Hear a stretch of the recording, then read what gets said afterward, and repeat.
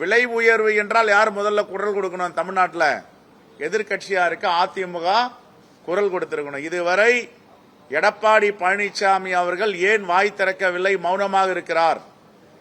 தன்னுடைய கூட்டாளிகள் ஆட்சி ஒன்றிய ஆட்சியாக இருக்கிறது.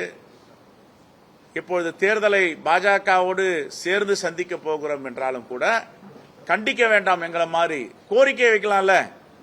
தமிழ்நாட்டு மக்கள் தாங்கிக் கொள்ள முடியாத வேதனைக்கு இருக்கிறார்கள். இந்த வேதனைக்கு உள்ளாகி இருப்பதை மோடி அவர்கள் சரி செய்ய வேண்டும். 60 ரூபாய் சிலிண்டர் விலை ஏற்றியதை குறைக்க வேண்டும்.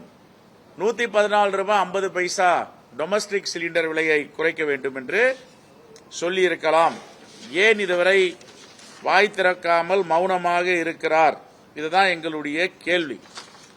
இன்னைக்கு 2043 ரூபாய் 50 பைசா ஒரு சிலிண்டருடைய விலை. அதை விட மிகப்பெரிய துயரமான செய்தினா, all India LPG distribution federation ஒன்று இருக்கு. இவங்க ஒரு கடிதம் எழுதுறாங்க. என்ன எழுதுறாங்கன்னா, ஒரு சிலிண்டர் வச்சிருக்கிறவங்க 21 நாளுக்கு பிறகு தான் புக் பண்ணணுமா. 2 சிலிண்டர் வச்சிருக்கிறவங்க 30 நாளைக்கு பிறகு தான் புக் பண்ணணுமா. அப்படின்னா பண்டை காலத்துக்கு கொண்டு போறாங்க. அடுப்பு ஊதிட்டு இருந்தவங்க, விறகு வச்சு சமைச்சவங்க நீங்க போங்க அப்படின்னு.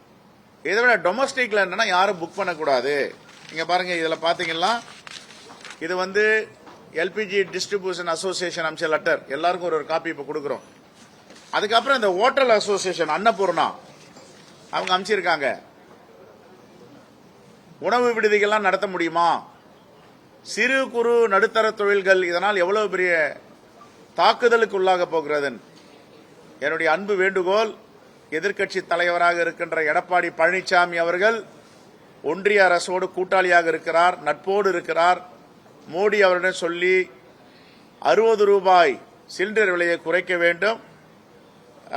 கமர்சியலா பயன்படுத்துகிற சிலிண்டர் 114 ரூபாய் 50 பைசா குறைக்க வேண்டும் என்று திரு எடப்பாடி பழனிசாமி அவர்களுக்கு தமிழ்நாட்டு மக்களின் சார்பாக வேண்டுகோள் வைக்கிறேன். அவருடைய கூட்டாளிகளிடம் ஒன்றிய அரசிடம் சொல்லி இந்த விலை ஏற்றத்தை குறைக்க வேண்டும்.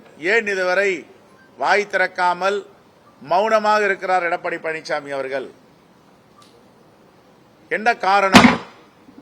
நாங்க கூட கூட்டணியில் இருக்கிறோம், ஒன்றிய அரசு இருந்தது. அப்ப எங்க கிட்ட இருக்க தோழமை கட்சிகள்லாம் கோரிக்கை வைப்பாங்க, கண்டிப்பாங்க. ஏன் இதை செய்யல? யார் அவருக்கு வாய்ப்பூட்டு போட்டிருக்காங்க?